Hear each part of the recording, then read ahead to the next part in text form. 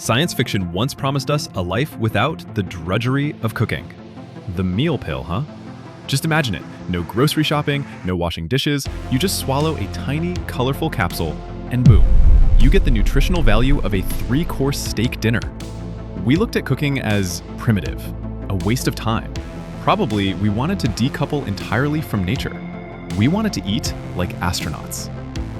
So why are we paying premium prices today just to buy an apple that actually has dirt on it? A trick question. But more importantly, they are huge, shiny, perfectly red, not a single worm in sight.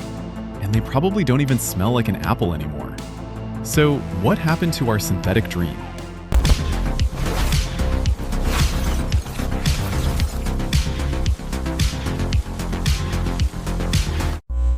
Well, the truth is, we didn't get the magic pill.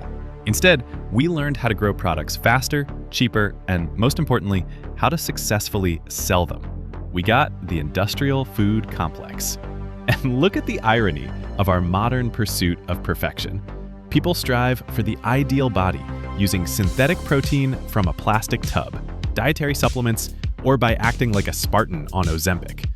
But 1,000 years ago, humans carried heavy steel armor and fought battles eating nothing but coarse bread and whatever was at hand. Maybe they weren't super comfortable, but they were real.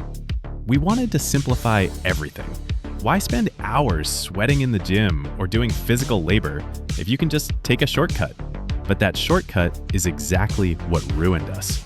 We successfully synthesized our diets so much that we literally have microplastics in our bloodstreams right now. Ugh.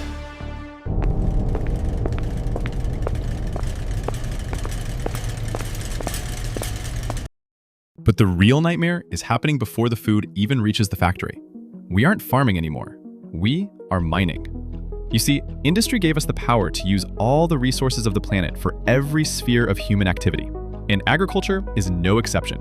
We use massive tractors the size of houses to extract every last calorie from the dirt. We drown the earth in oceans of chemical pesticides and synthetic nitrogen. We treat the biosphere like a factory floor or an oil well. And because of this, we have destroyed the complex living microbiome of the soil. In many industrial farms, the dirt is practically dead. It's just a sterile sponge holding chemical fertilizer. I mean, sure, we will find a solution. We always do. Something like, donate your crap and get $1. Save the farm soil from depletion. Or something like that. But yes, $1. That is the whole point, Earthlings. Cheaper, cheaper, cheaper. The Earth could easily feed 16 billion people, but we demand fast ripening and absolute cheapness. Deep down, our brains know that something is wrong. Look at the games we play. Why are farming simulators like Stardew Valley so incredibly popular? Maybe it is our genes reminding us of what is truly important, the things our ancestors did for thousands of years. We crave the dirt. We miss the analog, tactile process of planting a seed.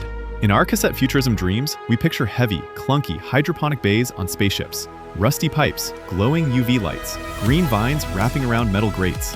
It feels grounded. It feels like real labor. We sit in our concrete boxes, eating ultra-processed food delivered by an app, while pretending to be farmers on our screens. We are desperately trying to digitize a connection to the earth that we lost in real life.